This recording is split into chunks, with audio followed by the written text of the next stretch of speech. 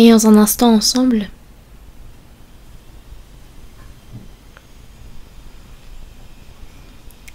Dieu notre Père, qui est miséricordieux, par ton sang précieux, tu nous as sauvés et tu as manifesté envers nous cet amour et cette grâce incroyable. Merci. Merci également de nous avoir conduits jusqu'ici. En cette heure, que le Saint-Esprit soit avec nous et qu'il réveille nos cœurs et qu'il nous aide et qu'il nous enseigne à vivre correctement. En cette heure, la retraite d'été est en train de se dérouler. Soutiens le cœur de tous ceux qui écoutent ta parole et pour que leurs âmes puissent parvenir à ton salut. Sois avec tous ceux qui organisent cette retraite, prends les devants et conduis-nous. Et nous te prions d'être avec nous également en cette heure, jusqu'à la fin, et nous avons prié au nom du Seigneur Jésus-Christ. Amen. Il y aura la chorale.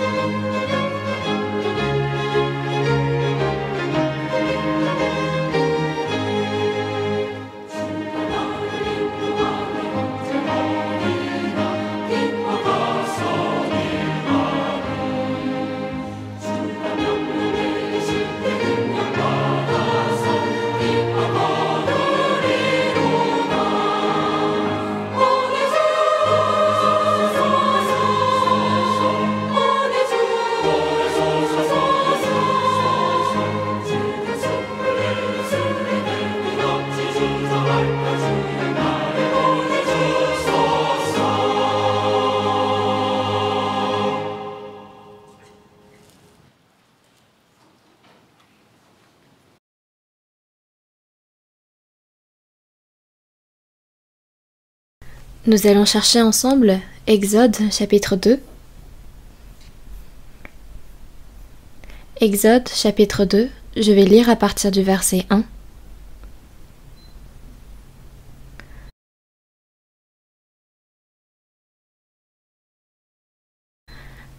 Un homme de la maison de Lévi, c'est Exode chapitre 2, verset 1. Un homme de la maison de Lévi avait pris pour femme une femme de Lévi. Cette femme devint enceinte et enfanta un fils. Elle vit qu'il était beau et elle le cacha pendant 3 mois. Ne pouvant plus le cacher, elle prit une caisse de jonc qu'elle enduisit de bitume et de poix. Elle y mit l'enfant et le déposa parmi les roseaux sur le bord du fleuve. La sœur de l'enfant se tint à quelque distance pour savoir ce qui lui arriverait. La fille de Pharaon descendit au fleuve pour se baigner, et ses compagnes se promenèrent le long du fleuve. Elle aperçut la caisse au milieu des roseaux, et elle envoya sa servante pour la prendre. Elle l'ouvrit et vit l'enfant. C'était un petit garçon qui pleurait. Elle en eut pitié et elle dit : « C'est un enfant des Hébreux. » Alors la sœur de l'enfant dit à la fille de Pharaon : « Veux-tu que j'aille te chercher une nourrice parmi les femmes des Hébreux pour allaiter cet enfant ?» « Va, lui répondit la fille de Pharaon, et la jeune fille alla chercher la mère de l'enfant. La fille de Pharaon lui dit : « Emporte cet enfant et allaite-le-moi. Je te donnerai ton salaire. » La femme prit l'enfant et l'allaita. Quand il eut grandi, elle l'amena à la fille de Pharaon, et il fut pour elle comme un fils. Elle lui donna le nom de Moïse, car, dit-elle, je l'ai retiré des eaux.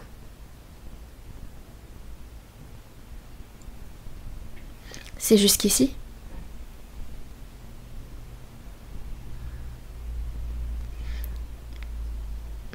Donc, il y a la première et la deuxième session du séminaire biblique qui sont terminées. Et là, nous sommes en train de commencer la troisième session. Et chaque fois, il y a de nouvelles âmes qui viennent écouter la parole. Je viens tout juste de finir d'écouter le sermon de ce matin. Et ils sont toujours en train de témoigner de l'évangile.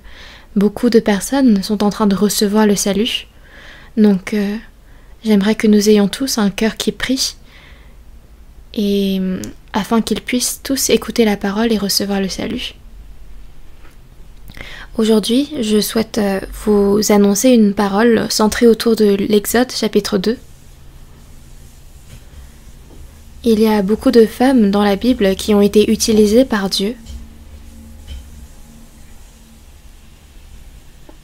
Et ici, dans Exode chapitre 2, on voit apparaître cette figure, Marie. On a Marie qui a contribué à la naissance de Jésus, la mère de Jésus donc.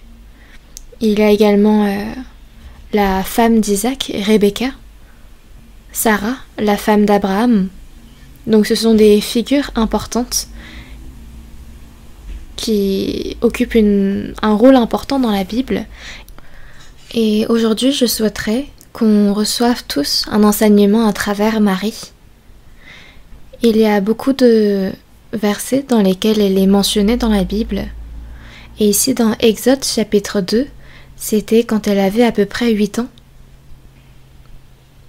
Ensuite, quand le peuple d'Israël a fait l'exode à partir de l'Égypte, on voit Marie se réjouir tellement qu'elle loue Dieu.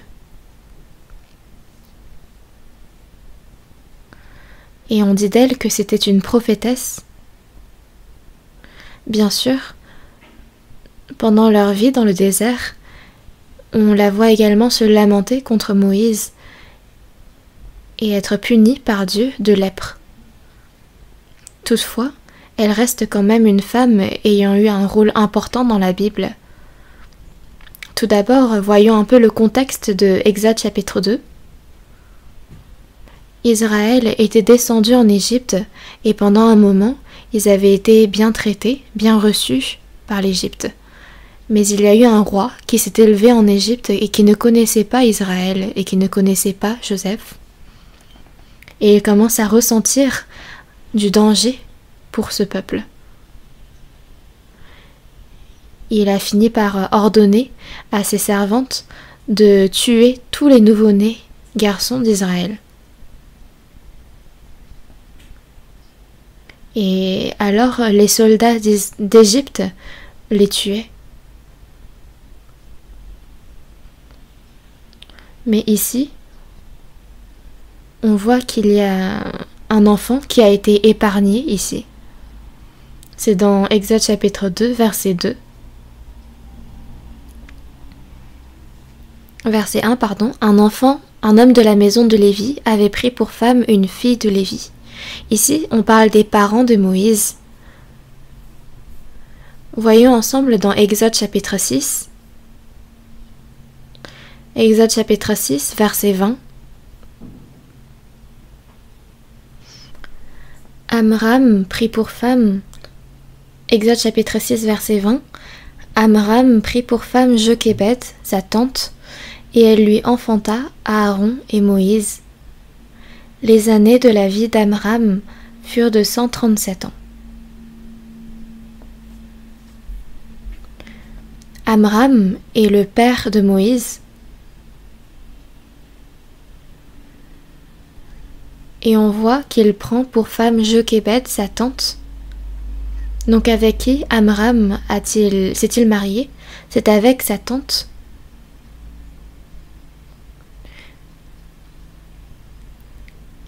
Et comme c'était la grande sœur de son père, il devait y avoir un décalage d'âge important. Mais c'est cette femme qui lui a enfanté Aaron et Moïse. On peut donc en comprendre que Amram était un homme de foi, car malgré le décalage d'âge, il a décidé de se marier avec sa tante, qui lui a enfanté donc Aaron et Moïse. Il y a 3 ans d'écart entre Aaron et Moïse, mais l'aîné était Marie, et ensuite il y a eu Aaron, puis Moïse. On ne peut pas en déduire de là l'âge exact de Marie.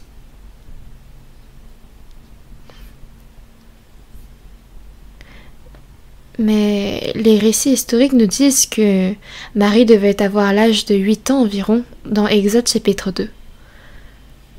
Voyons ensemble Exode chapitre 2 versets 1 à 2. Un homme de la maison de Lévi avait pris pour femme une fille de Lévi, donc on parle de Amram. Cette femme devint enceinte et enfanta un fils. Elle vit qu'il était beau et elle le cacha pendant 3 mois. C'était après qu'ils avaient enfanté Marie et Aaron. Et c'était autour de la naissance de Moïse qu'il y a eu l'ordre de Pharaon de tuer tous les nouveau-nés mâles. Jochébed a donc enfanté un fils, et elle vit qu'il était beau et le cacha pendant 3 mois. À quel point devait-elle avoir prié ardemment auprès de Dieu? Mais 3 mois se sont passés, elle ne pouvait plus le cacher. Et au verset 3, ne pouvant plus le cacher, elle prit une caisse de jonc qu'elle enduisit de bitume et de poix. C'est pour qu'il évite de couler. Elle y mit l'enfant et le déposa parmi les roseaux, sur le bord du fleuve. Ensuite au verset 4, la sœur de l'enfant se tint à quelque distance pour savoir ce qui lui arriverait.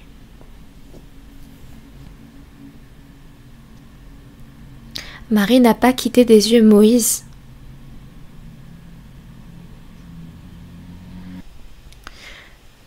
Si l'enfant va mourir ou si l'enfant va vivre, il s'agissait ici d'une question grave, l'heure était grave.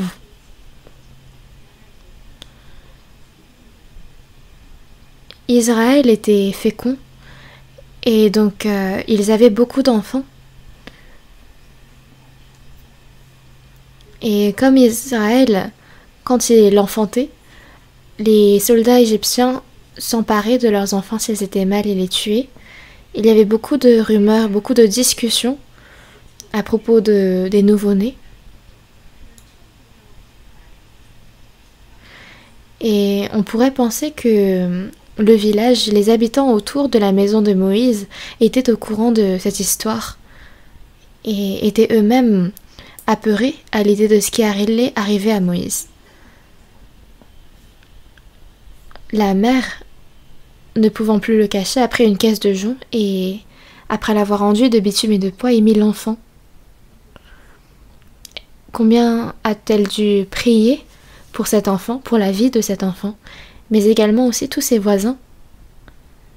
La sœur de l'enfant également le surveillait à distance. La sœur de l'enfant se tint à quelque distance pour savoir ce qui lui arriverait. Donc toute son attention était focalisée sur cet enfant, sur s'il allait vivre ou mourir. Elle se tint à quelque distance pour savoir ce qui lui arriverait. Elle n'est pas allée jouer autre part, mais elle se tint à distance. Toute son attention, tout son cœur était focalisé sur la vie de l'enfant. Elle aurait très bien pu aller s'amuser,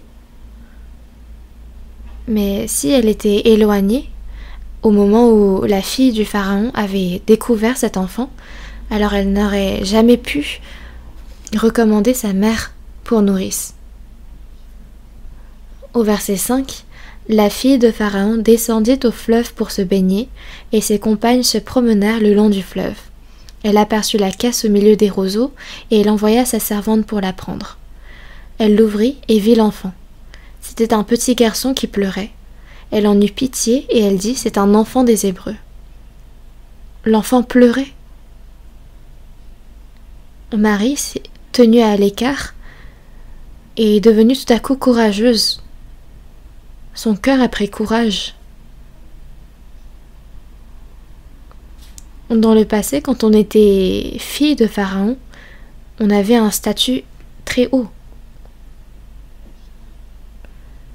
C'était à l'époque où Pharaon était traité comme un dieu, comme une divinité. Et quand on apprend sur l'histoire du monde, on voit que l'Égypte possédait une culture très influente et un grand pouvoir. Donc, on ne pouvait rien faire au pharaon. Mais Marie, pour son frère, est devenue courageuse. Au verset 7, « Alors la sœur de l'enfant dit à la fille de Pharaon, » donc elle s'adresse directement à cette princesse, « Veux-tu que j'aille te chercher une nourrice parmi les femmes des Hébreux pour allaiter cet enfant ?» Elle sort de sa cachette témérairement et elle demande. Puis la fille du pharaon lui répond, « Va », et la jeune fille alla chercher la mère de l'enfant. Et elle va aller chercher qui? La mère de l'enfant. La fille de pharaon lui dit, « Emporte cet enfant et allaite-le-moi, je te donnerai ton salaire. » La femme prit l'enfant et l'allaita.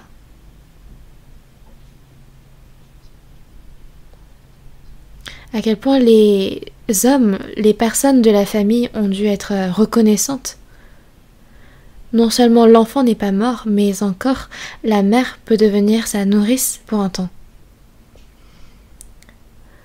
Quand il eut grandi, elle l'amena à la fille de Pharaon, et il fut comme elle, pour elle comme un fils, et elle lui donna le nom de Moïse, car dit-elle, je l'ai retiré des eaux.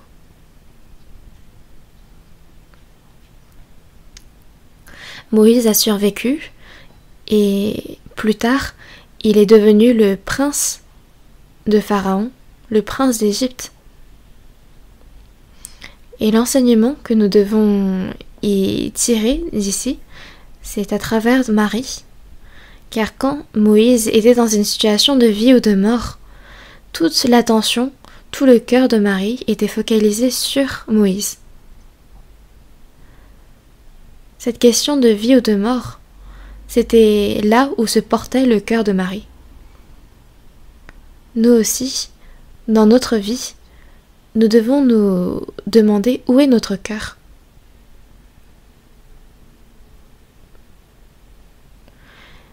Aussi, Marie se tint à distance et elle regardait l'enfant.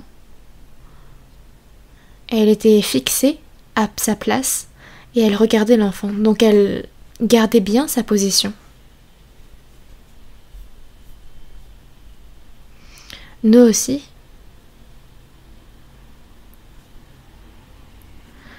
Marie est restée fixée à la place où l'enfant était visible à ses yeux. Nous aussi, il y a une place pour nous. Elle n'est pas allée jouer autre part, elle a gardé sa position. La mère de Moïse a prié pour son enfant, son père également, et Marie également. Comment a-t-elle dû prier? en regardant son frère. Elle aurait dû prier à Dieu de sauver son frère. Et malgré le fait que la princesse d'Égypte avait un grand pouvoir, elle est devenue courageuse devant elle pour sauver son frère. C'était une question de vie ou de mort pour Moïse.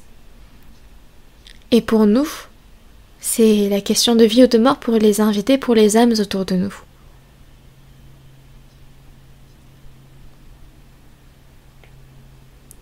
Et c'est une question de si les hommes ont la vie éternelle ou pas.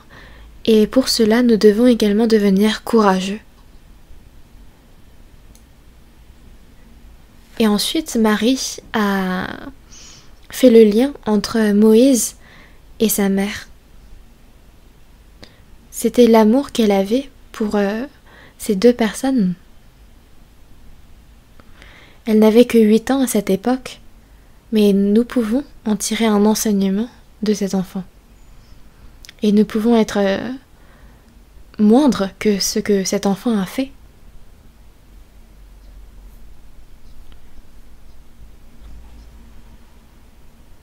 Et on voit que Marie a seulement connu cet enfant pendant 3 mois. Cette femme devint enceinte et enfanta un fils. Elle vit qu'il était beau et elle le cacha pendant 3 mois. Marie a vu son frère naître, mais c'était seulement 3 mois qu'elle passa avec lui.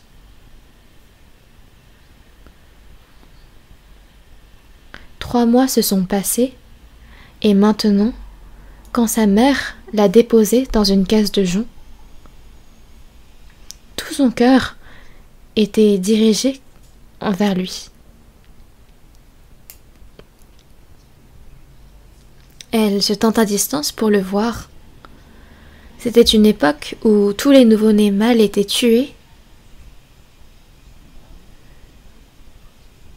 Ils ont dû écouter beaucoup de récits de mort, de séparation. Et là, cette histoire est sur le point d'être continuée. Ils ont été avec Moïse pendant 3 mois. Mais tout leur cœur était dirigé pour sauver la vie de cet enfant. Nous n'avons pas vécu avec notre famille pendant 3 mois seulement. Nous avons vécu une longue vie avec eux. Et pas seulement notre famille, mais il y a nos proches avec qui nous avons entretenu une relation depuis un certain temps, nos amis, tous ceux qui sont autour de nous. Mais Marie, ici, a tout versé pour la vie de cet enfant. Mais comme c'est une pensée évidente, les personnes sauvées envers leur famille, envers leurs proches, envers leurs amis, c'est encore plus évident pour eux que de se pencher et de focaliser toute leur attention, toute leur âme pour la vie de ces âmes. Car c'est une question de vie ou de mort devant Dieu. On ne s'intéresse pas à savoir combien cette personne a ou n'a pas, mais la Bible est la vérité, la Bible est la parole de Dieu, et l'attention de Dieu est focalisée sur cette question de vie ou de mort. Nous aussi, nous nous demandons si les personnes autour de nous vont au paradis après avoir reçu la vie éternelle ou se dirigent dans la perdition éternelle. Quand une personne se dit être sauvée, avoir reçu la vie éternelle, nous nous demandons si cette personne a véritablement reçu la vie éternelle ou si elle n'est pas sûre. Donc toute notre attention est focalisée sur ces questions. Et comme il s'agit ici d'une question de vie ou de mort, la personne que je suis en train d'évangéliser va-t-elle en enfer ou au paradis? Il est juste que nous nous posons ce genre de questions, mais de plus en plus, les hommes se focalisent sur sa renommée, sur ses biens, sur ce que cette personne a dans le monde. Mais ce n'est pas là que doit se diriger notre attention, n'est-ce pas? Le cœur du chrétien doit ressembler à celui de Marie à cette époque. Cherchons ensemble la Bible. 1 Corinthiens chapitre 2.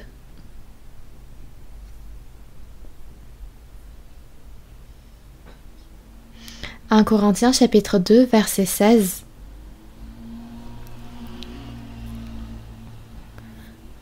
Chapitre 2 verset 16.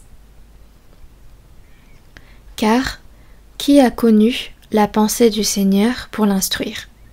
Or, nous avons la pensée de Christ.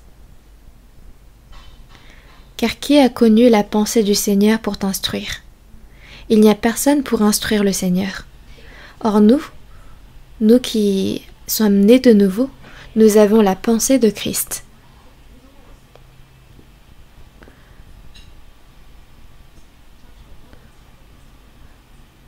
Comment paraît la pensée du Seigneur aux yeux de l'homme?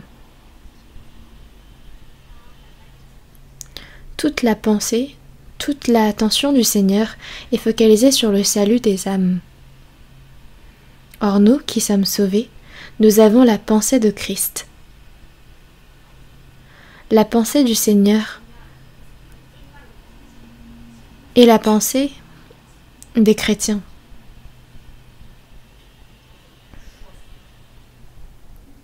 En vivant dans ce monde, la pensée des hommes devient de plus en plus corrompue et fermée. Mais quand nous sommes nés de nouveau, il y a une nouvelle pensée qui est née en nous. Et quand on voit la pensée des âmes de ce monde, on voit qu'elles sont pleines des pensées de ce monde. Dans Jacques chapitre 5, on parle du jour du carnage. Le jour du carnage, c'est le jour où on va égorger les bêtes. Mais pourquoi est-ce qu'on va comparer le jour du jugement de Dieu par le jour du carnage? C'est parce que c'est le jour où on va tuer les bêtes. Les bêtes pensent que les voluptés, les délices, c'est tout ce qu'il y a dans ce monde. Ils ne pensent que charnellement. L'homme qui est en honneur et qui n'a pas d'intelligence est semblable aux bêtes que l'on égorge. Les hommes sont pris par les choses qu'ils voient seulement par les yeux. Et dans 2 Timothée chapitre 3, on parle de 3 choses que les hommes aiment. Car les hommes seront égoïstes, ils ne s'aiment qu'eux-mêmes, amis de l'argent, ils ne connaissent que l'argent, et aimant le plaisir plus que Dieu. Toutes leurs pensées sont focalisées sur mieux vivre, mieux s'habiller, à soi-même seulement. Et toutes leurs pensées sont dirigées vers l'argent. Comment bien vivre, comment éprouver plus de plaisir.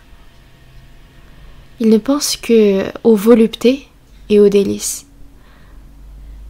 Quand on examine leur cœur, on voit qu'ils sont pleins des pensées de ce monde. Quand on regarde dans Luc chapitre 13, on voit qu'il y avait une femme possédée d'un esprit qui la rendait infirme depuis 18 ans, et elle était courbée, ne pouvait plus du tout se redresser. Elle était courbée, et elle ne pouvait pas du tout se redresser. Elle ne pouvait que regarder en bas quand elle marchait. Et quand Jésus l'a guérie, son dos qui était courbé est devenu redressé, et elle a pu voir le ciel. Et c'était notre apparence à nous avant que nous recevions le salut. nous n'avions les yeux portés que vers ce qui était de ce monde, que les choses terrestres, et nos pensées étaient pleines de ce monde. C'était notre cœur avant notre salut, mais après avoir été nés de nouveau, nous avons reçu un nouveau cœur et une nouvelle pensée orientée vers le ciel.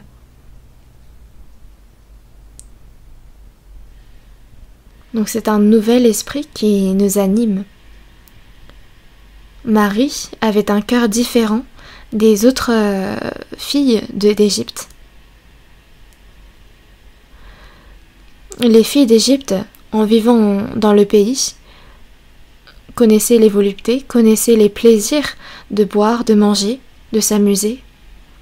Mais Marie, qui faisait partie du peuple d'Israël, était certes jeune, mais toute son attention, tout son cœur était porté sur cette question de vie ou de mort.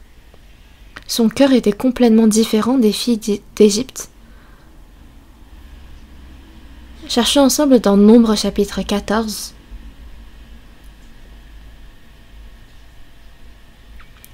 Chapitre 14.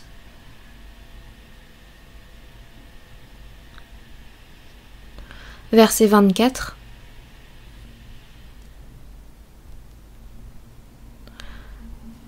Et parce que mon serviteur Caleb a été animé d'un autre esprit et qu'il a pleinement suivi ma voie, je le ferai entrer dans le pays où il est allé, et ses descendants le posséderont.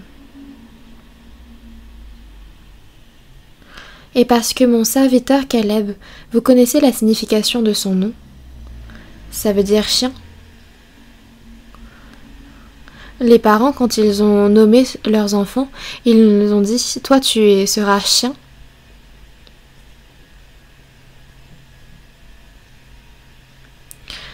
Mais en vrai, la chose positive dans ce nom, c'est que, sans distinguer homme ou femme, un chien, quand il dévoue sa fidélité, il est loyal jusqu'au bout.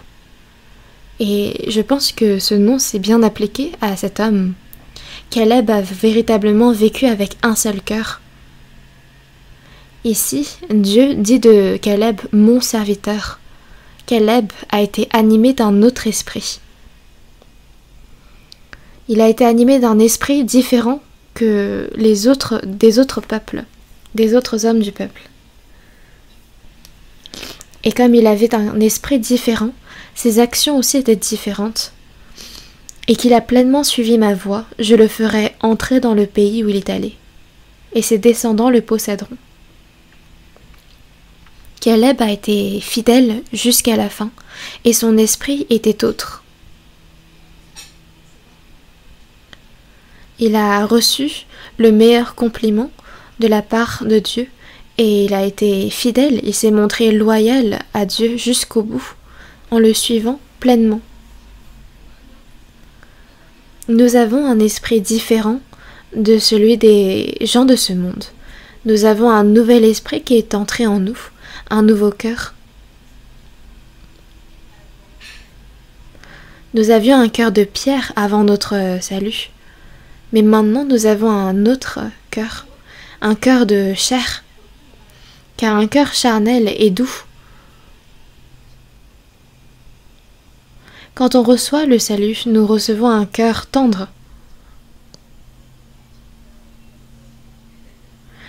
Et nous avons reçu un cœur qui écoute pleinement la parole de Dieu. Quand on reçoit le salut, nous avons un cœur qui est reconnaissant envers Dieu. Nous avons également un cœur d'humilité. Et nous avons également un cœur qui sait se satisfaire dans la situation dans laquelle on est placé. Un cœur qui se rend fidèle au Seigneur. Et plus que toute autre chose, nous avons ce cœur ardent pour le salut des âmes qui nous a été donné par Dieu.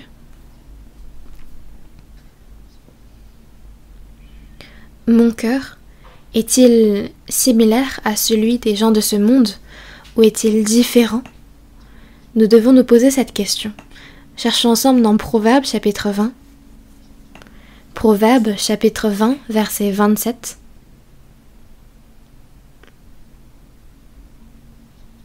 Verset 27, lisons-le ensemble. Le souffle de l'homme est une lampe de l'Éternel. Il pénètre jusqu'au fond des entrailles.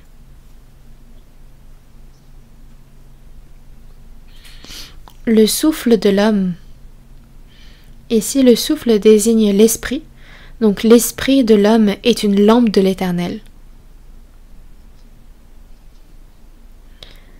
Au milieu de notre âme, Dieu nous a placé la conscience. Quand on dit le souffle de l'homme est une lampe de l'Éternel, c'est que à l'intérieur de notre âme et de notre esprit, il y a mis notre conscience et à travers elle, il voit tout. Il pénètre jusqu'au fond des entrailles. Les entrailles, en hébreu, sont représentées par une chambre. Donc les chambres tout au fond. C'est ainsi que Dieu pénètre jusqu'au fond des entrailles. Il voit toutes les chambres qui sont dans le cœur de l'homme.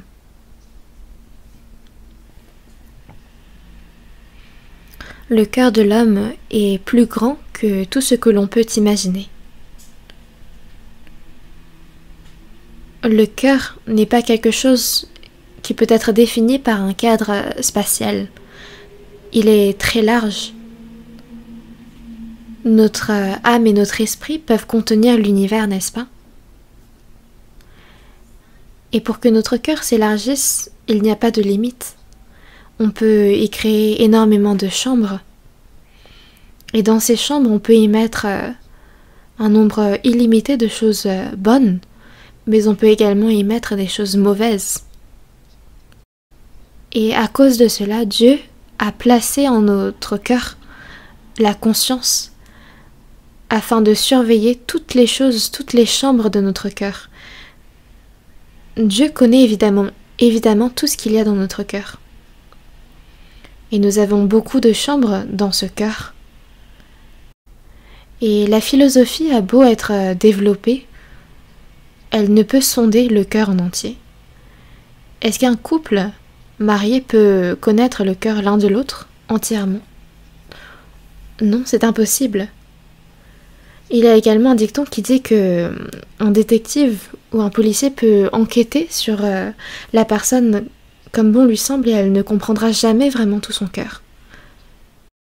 Le cœur de l'homme peut devenir étroit et peut devenir large à tout moment. Dans 2 Corinthiens chapitre 6, il y a un verset, une parole qui dit « Élargissez-vous aussi ».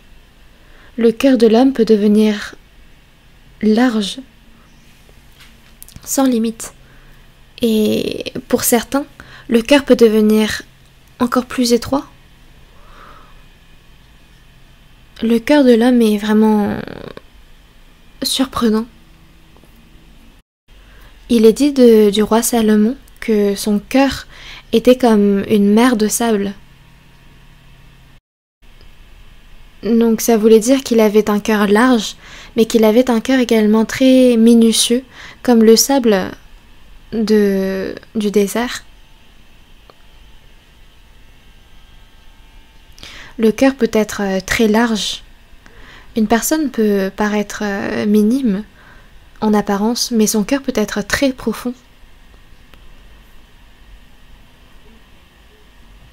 Donc, le cœur peut être brillant, mais comme il peut être ténébreux. Il peut être large comme un désert et il peut être étroit. Dieu connaît tout ce qu'il y a dans le cœur de l'homme. Et une chose que les chrétiens doivent faire particulièrement attention, c'est comme ce verset qui dit « Garde ton cœur plus que toute autre chose ». C'est que quand on place des choses qu'il ne faudrait pas mettre dans son cœur, ces choses-là peuvent polluer notre cœur et envahir tout notre cœur. Le Seigneur surveille tous les recoins de notre cœur. Cherchons ensemble dans Matthieu chapitre 12.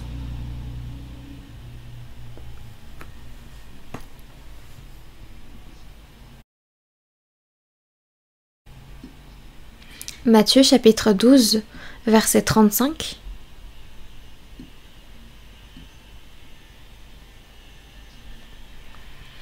L'homme bon tire de bonnes choses de son bon trésor, et l'homme méchant tire de mauvaises choses de son mauvais trésor.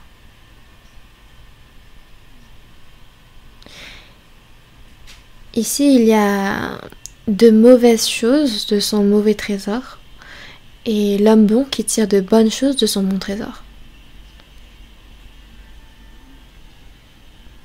Donc l'homme bon, dans son bon cœur, quand il va amasser de bonnes choses dans son cœur, il va pouvoir en tirer de bonnes choses. Alors que l'homme méchant, s'il va amasser de mauvaises choses dans son cœur, alors il ne pourra que tirer de mauvaises choses. Ici, il y a ce verbe qui dit tirer de quelque chose. Donc, un homme bon, de son bon cœur, va tirer de bonnes choses. Et à partir d'un homme mauvais, qui a un cœur mauvais, on va en tirer de mauvaises choses. Donc, il s'agit là ici que l'on peut amasser de bonnes choses. Une personne qui vient de naître a un cœur vide, et au fil du temps, il va amasser de bonnes choses, de mauvaises choses, et il en va de même pour l'homme sauvé. Quand on est né de nouveau, il y a des personnes qui amassent que de bonnes choses dans son cœur. Si le chrétien amasse que de bonnes choses dans son cœur, alors toutes les chambres de son cœur vont être remplies de bonnes choses. Puis il y a d'autres personnes qui vont remplir de mauvaises choses et avoir qu'un maigre tas de bonnes choses. Donc la façon dans laquelle on remplit notre cœur est importante. Parce que au moment venu, ces choses vont sortir de notre cœur. Elles vont sortir à l'extérieur. Qu'est-ce que le cœur de Marie contenait dans son cœur?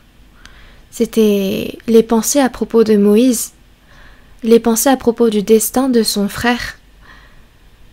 Donc toute son attention, tout son cœur était dévoué à Moïse, avec qui elle avait passé seulement 3 mois de sa vie. La question de s'il allait mourir ou vivre. Et nous devons nous poser cette question. Par quoi notre cœur est-il rempli? Quand on examine le cœur du chrétien, comme l'âme qui s'est attachée au Seigneur, il y a le Saint-Esprit, l'Esprit du Seigneur qui est entré en nous.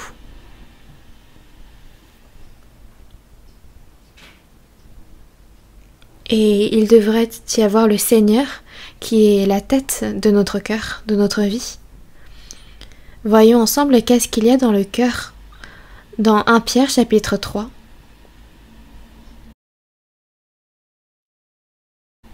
Verset 15.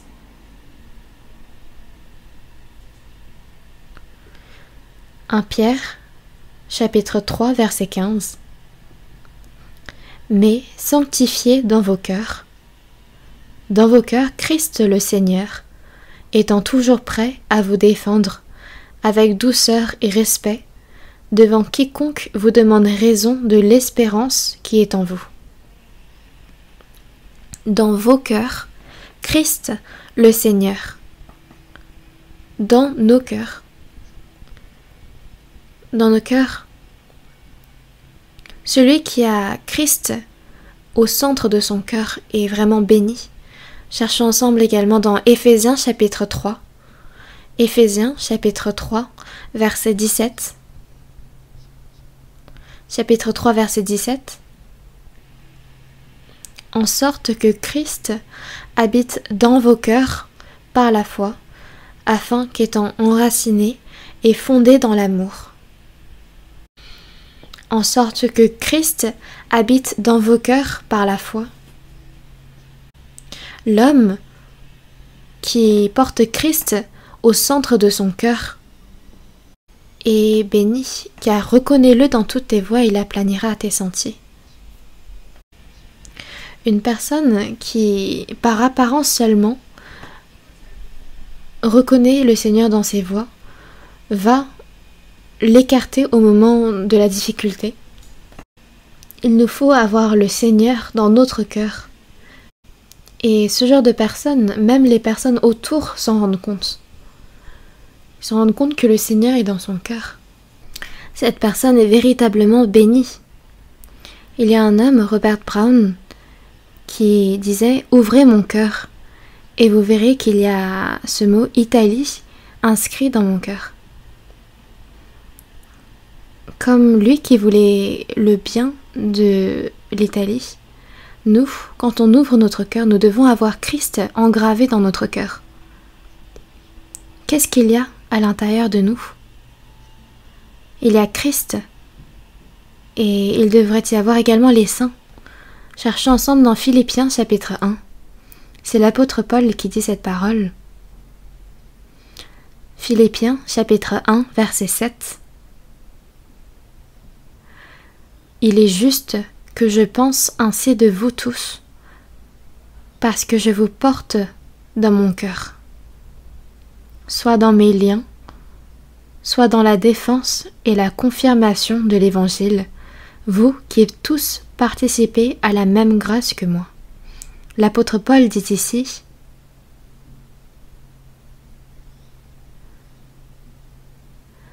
je vous porte dans mon cœur. Les saints de Philippe sont dans le cœur de l'apôtre Paul. Quand j'étais partie au Chili en mission, il y avait une sœur qui me disait « Notre maison est petite, notre maison est vraiment étroite, mais notre cœur est large. Permettez-nous de vous accueillir. » L'équipe de mission était nombreuse, la maison était étroite, mais leur cœur était large. C'était ainsi qu'elle avait témoigné devant nous. Quand on était arrivé, on était véritablement dans le cœur de cette sœur. C'est vraiment une personne qui tient les saints dans son cœur.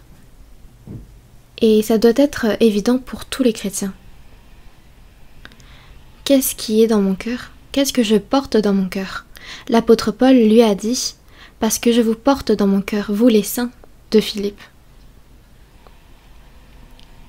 Dans le cœur d'une personne sauvée, il doit y avoir évidemment les âmes de la famille qui ne sont pas sauvées. Dans le cœur d'une personne sauvée, il y a forcément ce cœur-là, qui se porte vers ceux qui ne sont pas sauvés autour de lui. Comme Marie avait tout son cœur porté vers Moïse, dont sa vie était menacée, nous devons porter notre cœur envers ceux qui se dirigent vers la perdition éternelle. Ça doit être plus qu'évident. Et dans le cœur des saints, il doit y avoir la parole, forcément. Dans Psaume chapitre 119,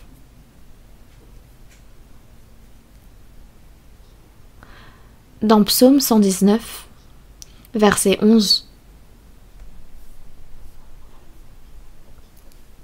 Psaume 119, verset 11. Lisons ensemble. « Je serre ta parole dans mon cœur, afin de ne pas pécher contre toi. »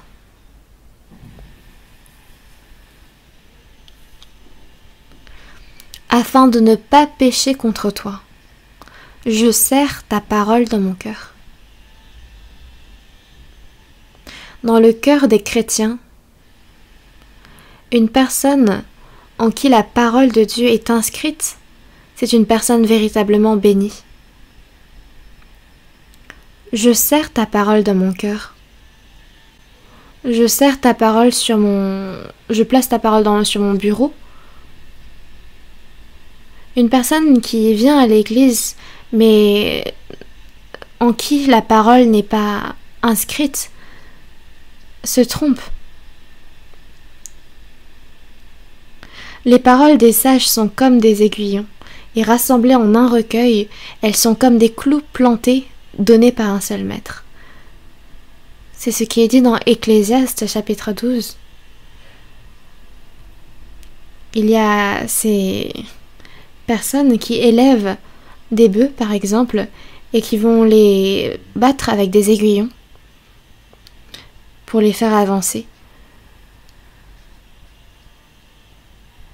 Et un chrétien en qui la parole est bien inscrite, c'est comme des clous plantés. Et une personne en qui il y a beaucoup de paroles qui sont semées, c'est de porter la parole dans le cœur. Et est-ce que dans notre cœur, il y a également l'Église ? Il faut aussi se poser cette question. À quel point l'Église est importante pour nous ? Combien de place occupe-t-elle dans notre cœur ? Si l'Église n'était pas présente, comment nous aurions-nous pu recevoir le salut ? Si nous n'avons pas l'Église, comment pouvons-nous mener notre vie de foi ? Dans Isaïe chapitre 66, verset 1, il est dit « Le ciel est mon trône et la terre mon marchepied ». Le fait que ce soit son marchepied, c'est là où le pied de Dieu est posé quand il se déplace. Et donc, là où le Seigneur, là où Dieu se déplace le plus, c'est sur notre terre. Et il disait que le temple de Jérusalem était le marchepied de Dieu, au temps de l'Ancien Testament. Et au temps du Nouveau Testament, où est le marchepied de Dieu ? C'est l'Église. C'est parce que l'Église est tellement importante, c'est là où Dieu œuvre. Et cette Église, combien de place occupe-t-elle dans mon cœur ? Si une personne reçoit le salut, mais qu'il n'y a pas d'Église, alors elle ne peut mener une vie de foi normale. Il faut donc espérer et prier pour que l'Église fonctionne bien. Car si l'Église marche bien, la famille marche bien, la vie sociale marche bien, le pays marche bien. Donc il faut véritablement prier pour que l'Église aille bien, pour le bien de son Église. Et nous avons lu également Psaume chapitre 122, verset 6, « Demandez la paix de Jérusalem, que ceux qui t'aiment jouissent du repos. » Demandez la paix de Jérusalem, pourquoi ? C'est parce que c'est à travers Jérusalem, au temps de l'Ancien Testament, que Dieu œuvrait. Et au temps du Nouveau Testament, c'est à travers l'Église.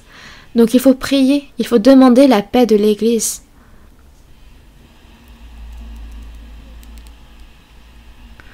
C'est dans l'Église qu'il faut communier et il faut considérer cela comme très important. Ce n'est pas parce qu'il nous reste du temps que l'on vient à l'Église, mais que quand il ne nous reste pas de temps, on ne vient pas, ce n'est pas le cas.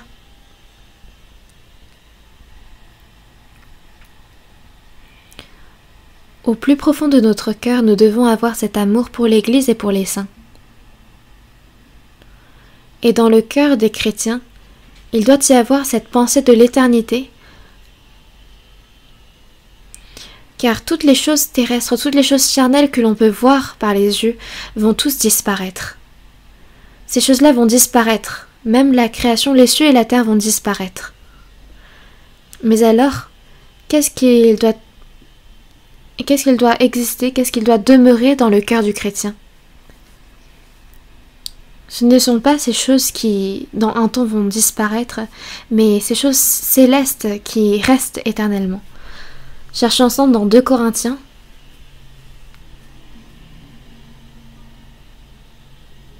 « 2 Corinthiens chapitre 4, verset 18.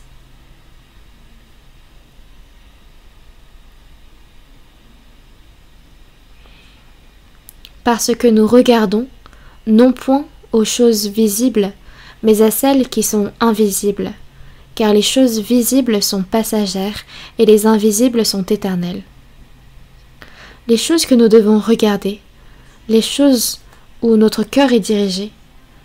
Ce ne sont pas les choses visibles, car les choses visibles sont passagères, mais les invisibles sont éternelles. Nous avons été sauvés, c'est pourquoi nous cherchons les choses d'en haut, et c'est là où notre cœur doit se diriger. C'est ces choses-là que nous devons penser et porter dans notre cœur en vivant. Notre cœur doit être porté envers ces âmes, envers le salut de ces âmes. Comme Marie qui a apporté tout son intérêt pour la vie de cet enfant, nous devons porter tout notre intérêt et porter toute notre attention envers le salut des âmes.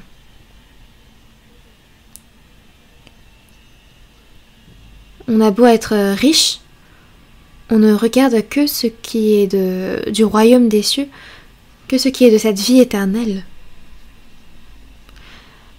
La personne a beau être riche, si elle n'a pas reçu le salut, on a pitié de cette personne. C'est une personne vraiment misérable. Voyons ensemble dans Proverbes.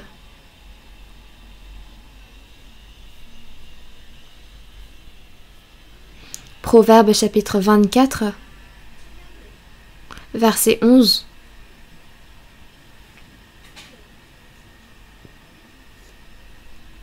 Je vais lire. Délivre ceux qu'on traîne à la mort. Ceux qu'on va égorger, sauve-les. Si tu dis « Ah, nous ne savions pas », celui qui pèse les cœurs ne le voit-il pas? Celui qui veille sur ton âme ne le connaît-il pas? Et ne rendra-t-il pas à chacun selon ses œuvres? Délivre ceux qu'on traîne à la mort. Ceux qu'on va égorger, sauve-les. Si tu dis « Ah, nous ne savions pas », Dieu pèse les cœurs. Marie avait 8 ans. Moïse était dans une situation où il est près de mourir. Si Marie était allée s'amuser autre part, si elle ne portait aucun intérêt. C'était une situation où l'enfant pouvait vivre parce que Marie avait du coup un bon timing, elle était là où il fallait et quand il fallait. Mais si elle était partie s'amuser, si elle n'était pas là où elle devait être, notre cœur est extrêmement important. Mais encore, le cœur de l'homme change également rapidement, n'est-ce pas? J'avais lu quelque part à propos d'une personne qui avait une grande entreprise. Cette personne menait une vie de foi à l'église et tout à coup on lui a diagnostiqué une maladie. Elle a dû être hospitalisée. Il y a un médecin qui s'écrie tout à coup en voyant ses résultats médicaux « Allez chercher le service de funérailles ». Le patient a donc été extrêmement choqué et il se pensait mourant. Il y avait à cette époque un pasteur qui rendait visite à ses patients. En entendant ce cri, il a accouru auprès du patient qui s'est mis à confesser. Et à la fin de l'entretien, il a décidé de faire un don auprès de l'église.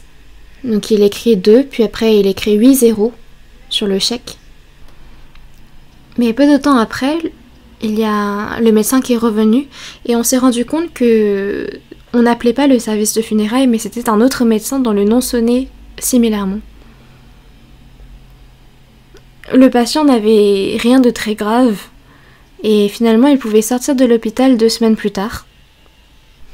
Le patient était affolé, il a rappelé en vitesse le pasteur et lui a dit « J'avais les yeux troubles à ce moment-là » et il a effacé 2 zéros. Quand il pensait qu'il fallait appeler le service de funérailles, il a décidé de donner 200 millions. Et maintenant qu'il a su la vérité, il a décidé de donner seulement 2 millions. Le cœur de l'homme peut changer rapidement comme ça.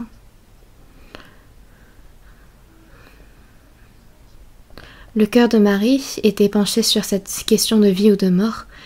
Il en va de même pour le chrétien.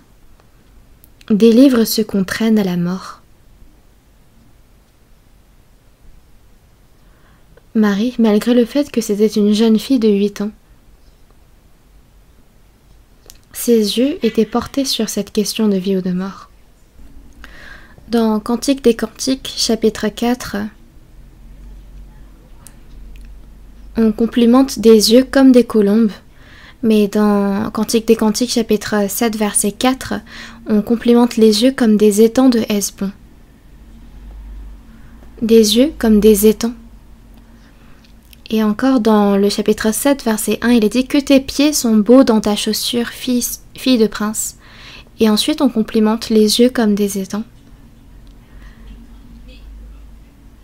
Ah, je vais vivre ma vie de façon pure, de façon bonne. Ça, c'est des yeux comme des colombes.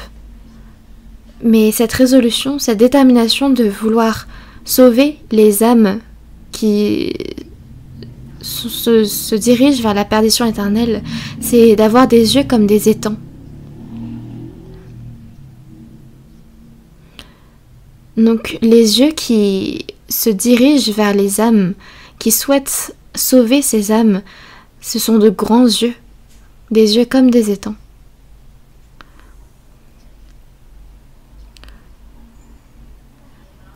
Les Égyptiens qui vivaient selon leur bon plaisir, ils n'avaient pas besoin de grands yeux.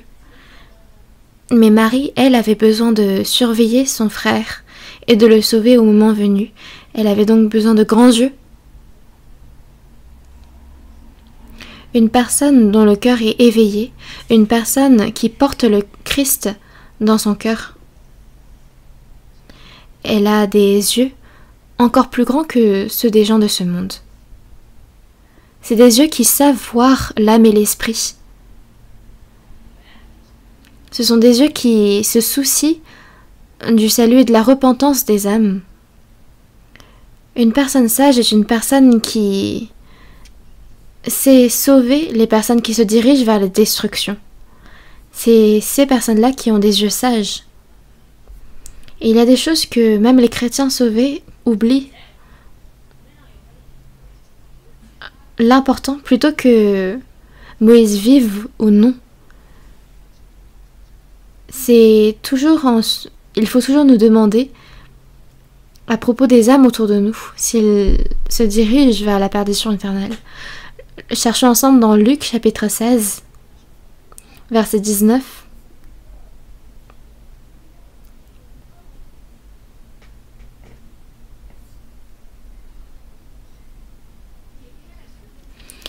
Il y avait un homme riche, Luc chapitre 16, verset 19.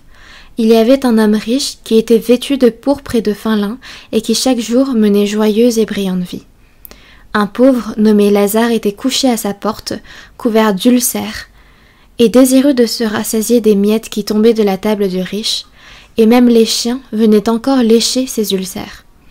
Le pauvre mourut, et il fut porté par les anges dans le sein d'Abraham. Le riche mourut aussi, et il fut enseveli. Dans le séjour des morts, il leva les yeux, et tandis qu'il était en proie au tourment, il vit de loin Abraham et Lazare dans son sein. Il s'écria : « Père Abraham, aie pitié de moi et envoie Lazare pour qu'il trempe le bout de son doigt dans l'eau et me rafraîchisse la langue, car je souffre cruellement dans cette flamme. » Abraham répondit : « Mon enfant, souviens-toi que tu as reçu tes biens pendant ta vie, et que Lazare a eu les maux pendant la sienne. Maintenant, il est ici consolé et toi tu souffres. D'ailleurs, il y a entre nous et vous un grand abîme, afin que ceux qui voudraient passer d'ici vers vous, ou de là vers nous, ne puissent le faire. » Le riche dit : « Je te prie donc, Père Abraham, d'envoyer Lazare dans la maison de mon père, car j'ai 5 frères, c'est pour qu'il leur atteste ces choses, afin qu'ils ne viennent pas aussi dans ce lieu de tourment. » C'est une parole que Jésus a faite. Il y avait un riche qui habitait dans une grande maison, qui était vêtu de bons vêtements, et chaque jour, il menait des festins. Il y avait un pauvre, ce Lazare, qui était couché à sa porte. Il avait toutes sortes de maladies, et il se nourrissait des miettes qui tombaient de la table du riche. Mais quand le pauvre mourut, Il a été accueilli dans le sein d'Abraham. Le riche, lui, avait tout préparé pour sa mort. Il avait déjà préparé sa tombe. Mais on voit que le riche, lui, a souffert ensuite dans le séjour des morts. Et il s'écrie à Abraham: « Père Abraham, j'ai 5 frères. Je te prie donc d'envoyer Lazare dans la maison de mon père, pour qu'il leur atteste ces choses, afin qu'ils ne viennent pas aussi dans ce lieu de tourment. » Après la mort, il y a véritablement l'enfer qui attend ceux qui ne sont pas sauvés. Donc il faut que le chrétien, quand il réfléchit, pense à l'âme éternelle, à ce qui leur attend après la mort. Et c'est ainsi qu'il peut vivre sa vie de façon précieuse. Mais les tourments que nous ressentons dans cette vie, ce n'est rien comparé aux tourments éternels. Cherchons ensemble dans Apocalypse. Apocalypse chapitre 14, verset 9.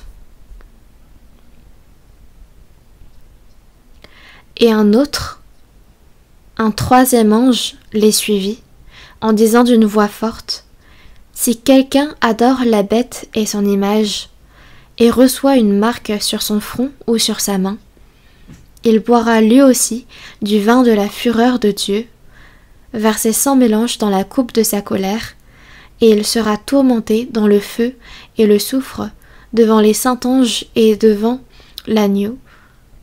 Et la fumée de leur tourment monte au siècle des siècles, et ils n'ont de repos ni jour ni nuit, ceux qui adorent la bête et son image, et quiconque reçoit la marque de son nom. C'est ici la persévérance des saints, qui gardent les commandements de Dieu et la foi de Jésus. » Durant les 7 années de tribulation, ceux qui reçoivent une marque sur leur front et sur leurs mains vont connaître le jugement dans le feu et dans le soufre. Et ici, on verra la persévérance des saints. Quand ceux qui gardent la foi vont être persécutés et faits martyrs, quand on va tuer ces 144 000 juifs qui auront gardé la foi, quand on va mourir au nom du Seigneur Jésus, quel sera le secret de la persévérance des saints? C'est quand on pense à l'enfer. Peu importe les tourments qu'ils vont ressentir, qu'ils vont éprouver à ce temps-là, c'est bien mieux que de souffrir, d'être tourmenté dans le feu et dans le soufre pour l'éternité. Quand ils pensent à toutes ces souffrances de l'enfer, ils sont capables de persévérer. Cette perdition éternelle, ce jugement, le péché est à ce point-là effrayant. Et les personnes que nous souhaiterions évangéliser, c'est la vérité que ces personnes se dirigent vers ce jugement dans le feu et dans le soufre. C'est la vérité que nous avons été sauvés de cette perdition. Si telle est la vérité, alors il n'y a personne qu'on a à envier, parce que nous avons été sauvés de cet enfer éternel, et cette chose-là seule suffit. Rien qu'en ayant reçu le salut de mon âme, je pense que il n'y a rien d'autre que j'aurais besoin.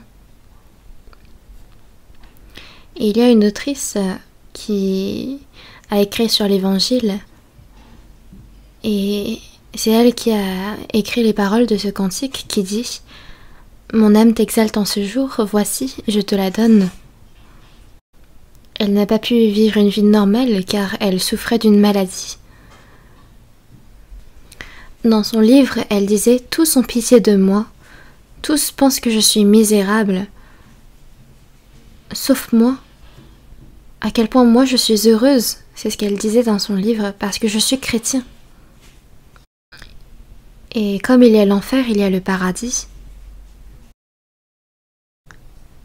À ce criminel, Jésus lui a dit sur la croix, « Je te le dis en vérité, aujourd'hui tu seras avec moi dans le paradis. » Ce qui est encore plus certain que dans 1 an je ferai ci ou ça, c'est le fait que je vais au paradis une fois mort.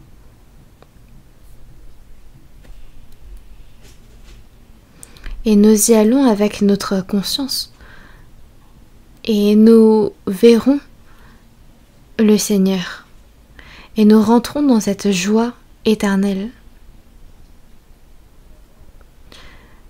La famille que nous aimons, les gens que nous aimons, qui sommes précieux à nos yeux, il faut qu'ils reçoivent la vie éternelle et qu'ils rentrent dans ce paradis. Donc il n'est encore plus qu'évident que nous nous focalisons sur ce destin éternel. Cherchons ensemble dans la Bible. Exode chapitre 2. Exode chapitre 2, verset 4. La sœur de l'enfant se tint à quelque distance pour savoir ce qu'il lui arriverait. Son cœur est dirigé envers Moïse et elle se tint à distance. Si son frère était parmi les roseaux et que la princesse l'avait découvert tandis qu'elle n'était pas là, tandis qu'elle était en train de s'amuser, alors le destin aurait été différent. Beaucoup de chrétiens, alors qu'ils doivent se tenir là où ils doivent être, alors que leurs yeux doivent être rivés vers leur famille, vers leurs proches et leurs amis qui ne sont pas encore sauvés, s'ils sont autre part, dans des endroits où il ne faut pas être. C'est comme quand le roi Achab avait fait la guerre contre le roi Ben-Hadad. Le roi Achab avait gagné, mais il va laisser aller le roi Ben-Hadad, ce qui a enflammé de colère Dieu. Car tu as laissé aller celui que tu devais tuer, je te redemanderai à toi ta vie.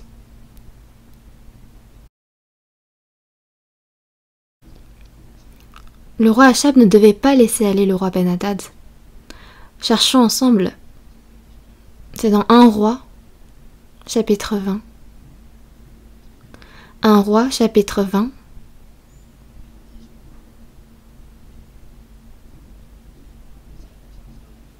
Verset 34.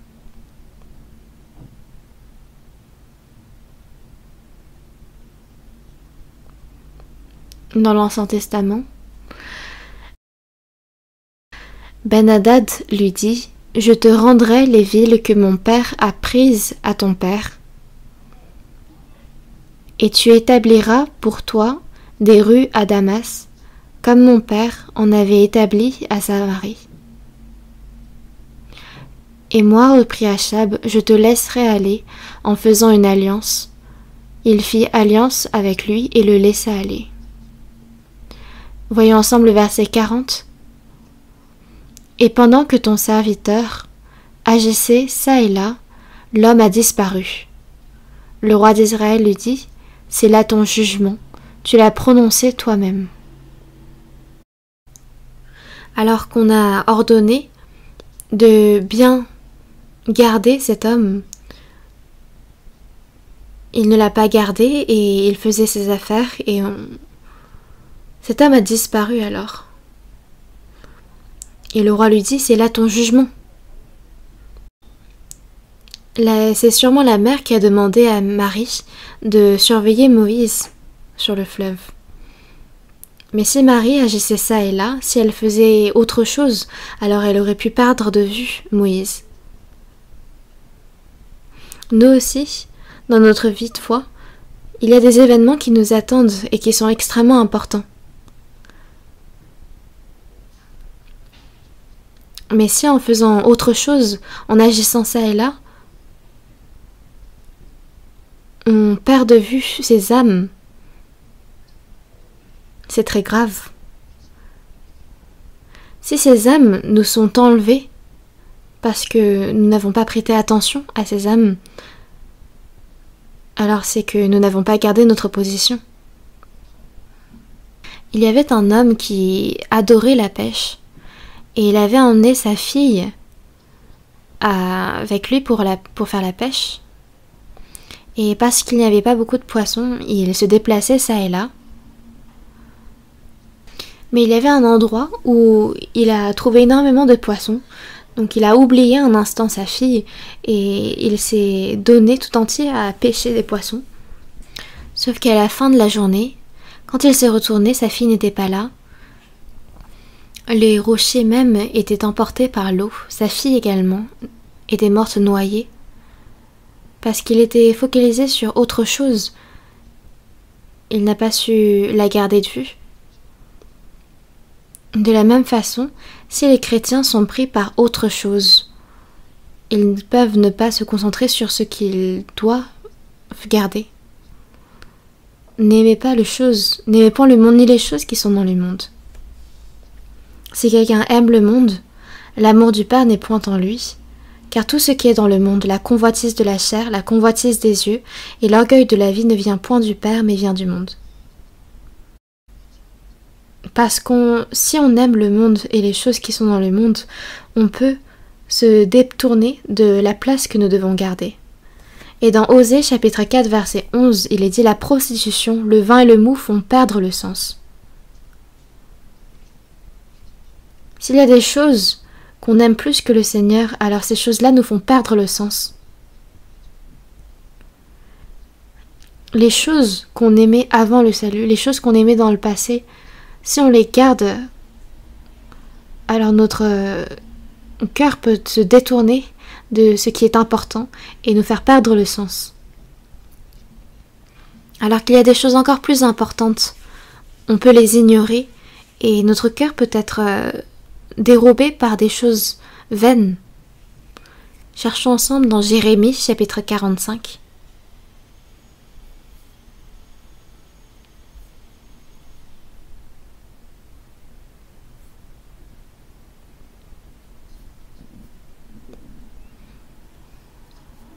Jérémie chapitre 45 verset 3.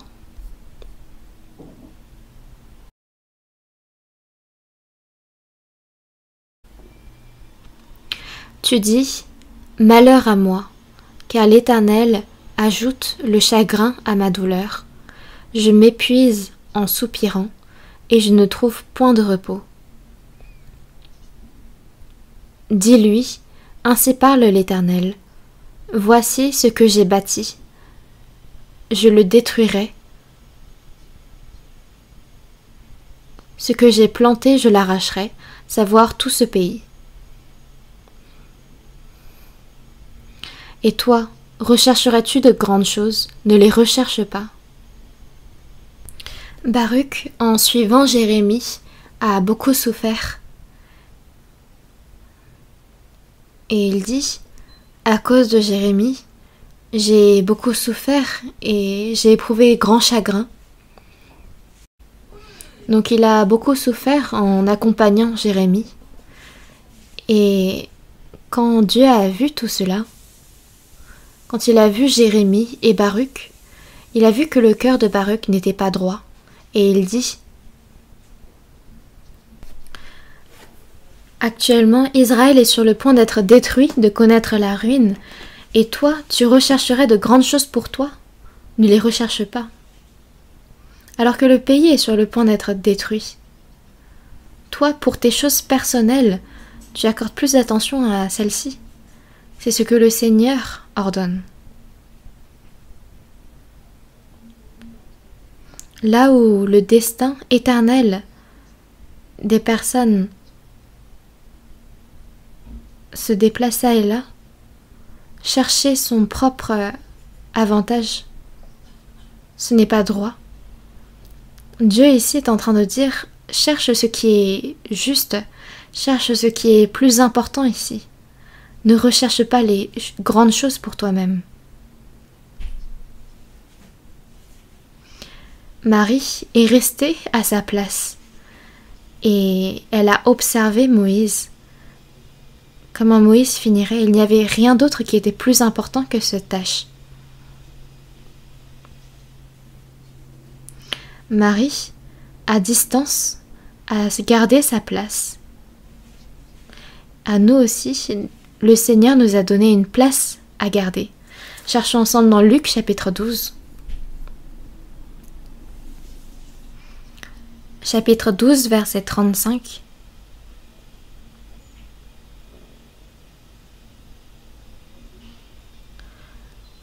Luc chapitre 12, verset 35, on lit ensemble « Que vos reins soient sains et vos lampes allumées. » Que vos reins soient sains.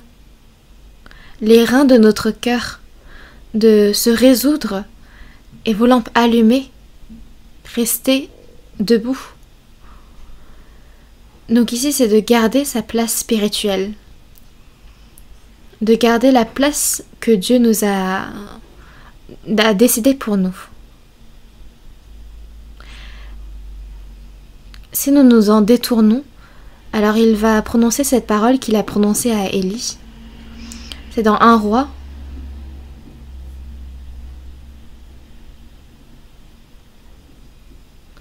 Un Roi chapitre 19, verset 9.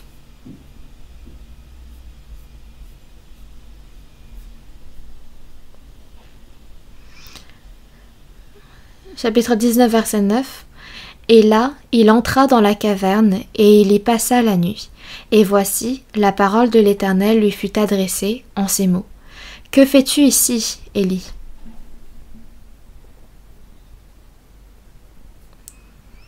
Le prophète Élie, en tant que prophète de Dieu, devait rester au milieu du peuple d'Israël. Mais parce que l'affaire qu'il a entreprise a échoué, il est déçu, découragé et en retrait. La parole de l'Éternel lui fut adressée en ces mots. « Que fais-tu ici, Élie ? Où dois-tu être, Élie ?» C'est ce qu'il est en train de dire. Nous aussi, il y a une place, une position à laquelle nous devons être. Que ce soit dans la famille, que ce soit dans l'Église, il y a une place que nous devons garder. Et nous devons écouter attentivement la voix de Dieu. « Que fais-tu ici, Élie ?» Il y a une voix qui nous parle. Comme Élie a entendu cette voix, nous devons également tendre l'oreille pour écouter la voix du Seigneur. Nous devons entendre les pas du Seigneur. Parce que nous vivons à une époque où les derniers signes de la fin des temps sont manifestés. Dans le passé, quand on parlait du signe 666, on avait incroyablement peur, n'est-ce pas? Juste en entendre parler, ça faisait peur.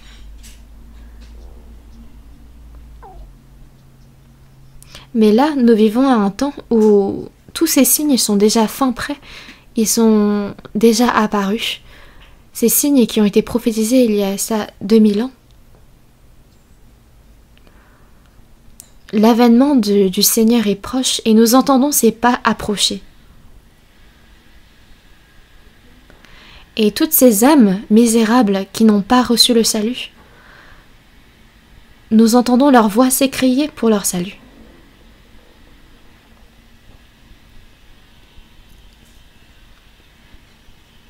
Toutes ces personnes qui courent vers la perdition, la destruction, elles sont en train de s'écrier. Dans Actes chapitre 16, verset 9, il y a les Macédoniens qui disent « Secours-nous ». Et c'est ça qui pousse l'apôtre Paul à se diriger vers la Macédoine. Et quand on cherche le verbe « aider » en grec, c'est « boétéo ». Et ça signifie écouter les cris et se diriger vers. Donc secours-nous, aide-nous. C'est ce que les âmes sont en train de crier. Il y a énormément d'âmes qui sont en train de crier pour leur salut. Et il y a ces cris qui proviennent également de l'enfer. Ceux qui ont devancé ces personnes et qui sont tombés en enfer sont en train de crier. Et nous devons écouter ces cris. Ésaïe chapitre 6.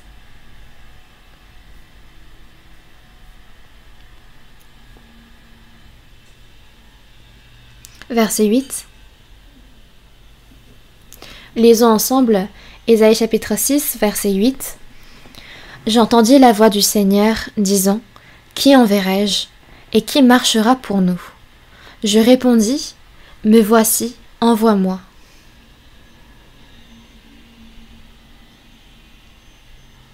Ésaïe a entendu la voix du Seigneur. Qui enverrai-je et qui marchera pour nous ? C'est une voix qui cherche des ouvriers.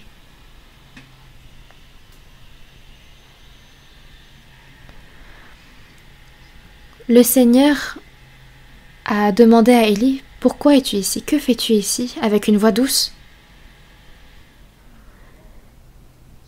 Entendre ce que l'Esprit dit aux églises. Il y a une parole que l'Esprit dit aux églises.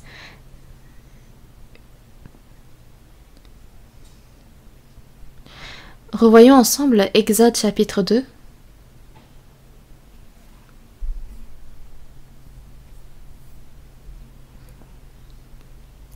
Exode chapitre 2, verset 4.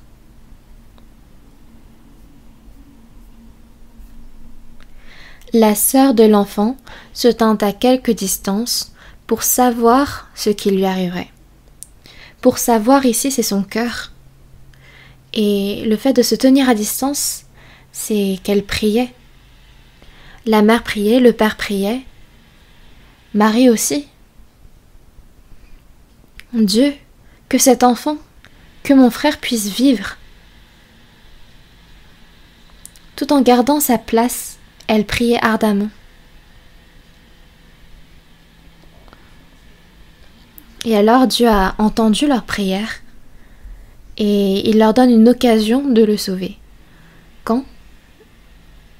C'est au verset 6. Elle l'ouvrit et vit l'enfant. C'était un petit garçon qui pleurait. Elle en eut pitié et elle dit : C'est un enfant des Hébreux. Alors la sœur de l'enfant dit à la fille de Pharaon : Veux-tu que j'aille te chercher une nourrice parmi les femmes des Hébreux pour allaiter cet enfant ? Marie a été courageuse pour sauver son frère. Si elle devait ouvrir la bouche, non. Si elle était restée à distance, immobile, sans rien faire, quoiqu'en priant, l'enfant n'aurait peut-être pas pu vivre. Mais il y a des fois où, tout en priant, il nous faut ouvrir la bouche. Marie a été courageuse. Elle s'est approchée de la fille de Pharaon et lui dit : Veux-tu que j'aille te chercher une nourrice parmi les femmes des Hébreux pour allaiter cet enfant ? Parce que ce dont Moïse avait le plus besoin à cet âge, c'était une mère pour le nourrir. Et les âmes, pour qu'elles soient sauvées, à qui doivent-elles être reliées pour vivre ? C'est avec Jésus. C'est pourquoi nous, pour sauver ces âmes, pour les délivrer de l'enfer, nous avons besoin de les relier à Jésus. Quand on regarde dans 2 Rois chapitre 7, il y avait une famine affreuse en Samarie, telle que les adultes dévoraient leurs enfants. Or devant la porte se tenaient 4 lépreux qui se sont dit : Dans tous les cas, nous allons mourir de faim. Donc rendons-nous aux Syriens. Ils ont pris cette résolution et ils sont sortis de la cité et ils ont vu que le Seigneur avait fait fuir tous les Syriens. Et ils ont vu qu'il y avait tellement de choses à manger, tellement de biens qu'ils ont laissé derrière eux. Mais ils ont réfléchi et se sont dit qu'il y avait encore plein de leur peuple qui était en train de mourir de faim. Ils se sont dit : il y a une si bonne nouvelle. Mais si nous gardons le silence le châtiment nous atteindra. Et ils se sont résolus à retourner auprès de leur peuple pour leur annoncer cette bonne nouvelle. Si ces lépreux s'étaient rassasiés eux-mêmes, s'ils avaient pris des biens que leur avaient laissés les ennemis et étaient partis sans rien dire, alors leur peuple serait mort. Il a fallu pour eux d'ouvrir la bouche. Marie a également pris courage à cet instant et a ouvert la bouche. Elle a été très directe, active pour sauver son frère. Et nous, pour sauver les personnes autour de nous, que devons-nous faire? Il nous faut ouvrir la bouche. Il nous faut ouvrir la bouche et parler. Parler et inviter. La retraite d'été commence bientôt, n'est-ce pas? À partir de mercredi. C'est bien mercredi, n'est-ce pas? La 4e session. Il ne nous reste plus beaucoup de temps, mais il nous faut avoir un cœur encore plus actif et il nous faut ouvrir la bouche.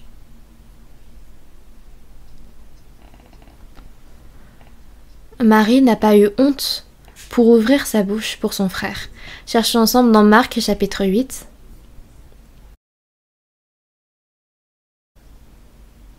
Marc chapitre 8, verset 38.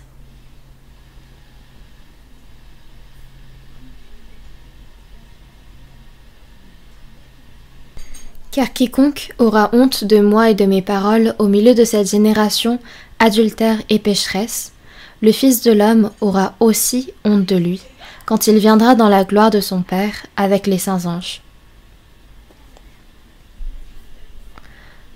Il ne faut pas avoir honte du Seigneur. Et il y a besoin d'être courageux pour ces âmes qui se dirigent en enfer.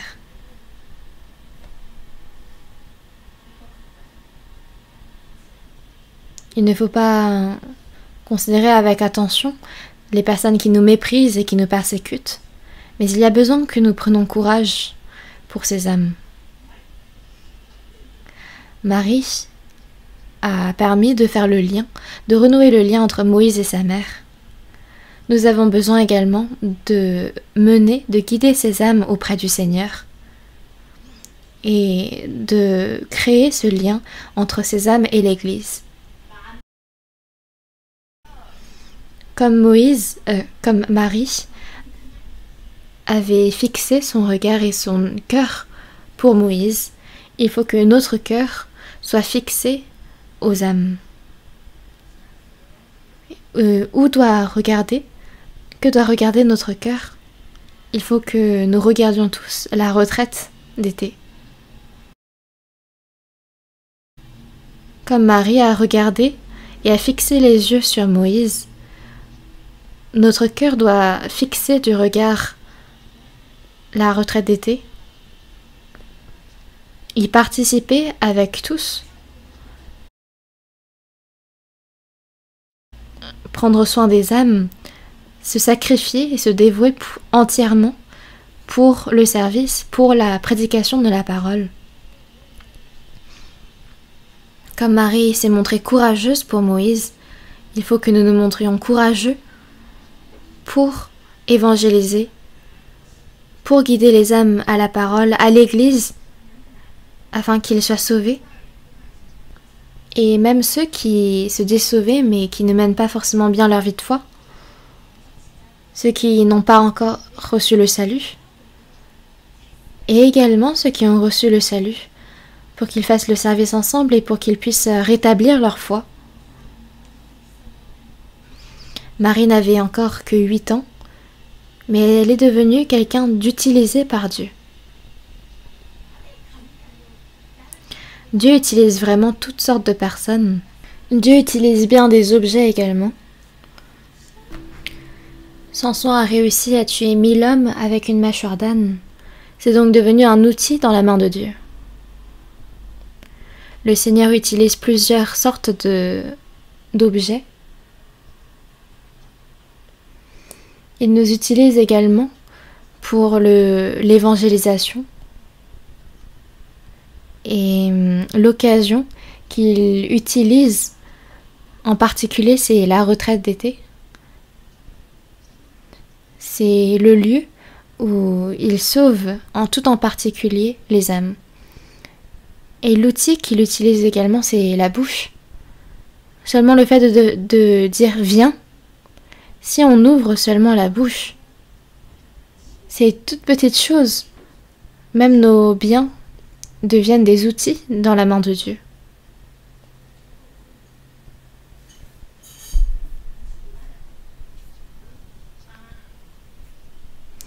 Et quelle a été la base de la foi de Marie? C'était parce qu'elle avait ce cœur qui aimait son frère. Elle avait vu jusqu'à maintenant des nouveau-nés mourir et elle s'est dit « Mon petit frère n'aura certainement pas le même destin qu'eux ».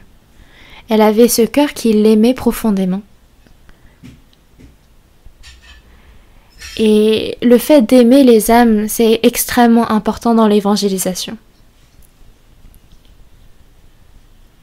Et pourquoi est-ce que l'évangélisation marche auprès des personnes que l'on aime? C'est auprès de notre famille, par exemple, c'est parce qu'on les aime. Et c'est parce qu'on les aime qu'on peut être courageux pour eux. Quand on aime, on devient courageux. Et nous avons besoin de ce zèle à notre époque. Nous allons chercher en dernier Ézéchiel chapitre 47.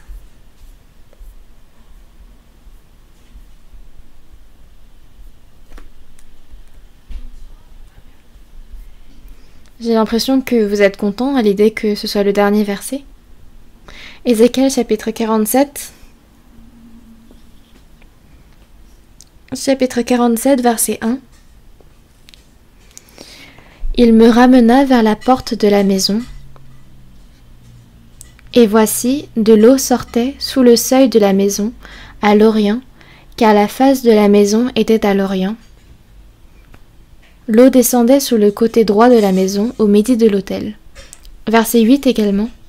Il me dit, cette eau coulera vers le district oriental, descendra dans la plaine, et entrera dans la mer. Lorsqu'elle sera jetée dans la mer, les eaux de la mer deviendront saines. Tout être vivant qui se meut vivra partout où le torrent coulera, et il y aura une grande quantité de poissons, car là où cette eau arrivera, les eaux deviendront saines, et tout vivra partout où parviendra le torrent. Et ensuite, le verset 11, lisons ensemble. Ces marais et ces fosses ne seront point assainis, ils seront abandonnés au sel.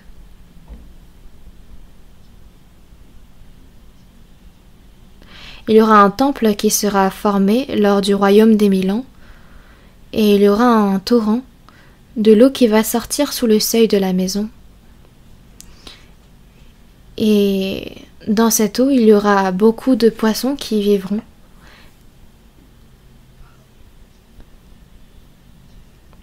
Et au verset 11, il est dit « Ces marais et ces fosses ne seront point assainis, ils seront abandonnés au sel. » Qu'est-ce que cela veut dire?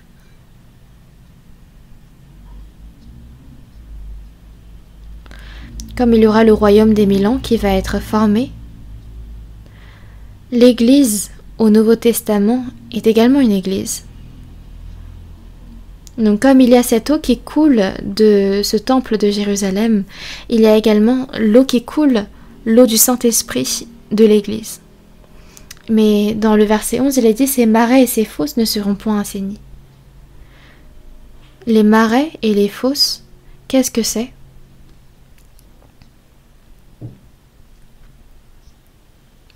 C'est des endroits où l'eau monte, puis après redescend. Donc c'est un endroit où l'eau n'est pas très continue, elle vient de temps en temps. Alors que l'eau doit couler continuellement. Les marais et les fosses, c'est des endroits où l'eau remonte un certain temps, puis redescend tout de suite. Donc ces endroits-là ne seront point assainis, ils seront abandonnés au sel. même les personnes sauvées, pour que l'œuvre du Saint-Esprit doit œuvrer en nous. Il y a besoin que l'eau du Saint-Esprit coule. Mais même des personnes qui mènent leur vie de foi, leur vie de l'Église, il n'y a pas d'œuvre du salut qui s'opère à travers ces personnes. Car ces personnes viennent de temps en temps à la communion. Elles viennent un temps puis repartent. Mais même les personnes sauvées peuvent devenir des marais et des fosses qui ne sont point assainis. Pendant un temps, elles viennent à la communion, comme l'eau qui remonte dans les marais et les fosses, mais comme cette eau qui redescend et qui part, ces personnes repartent.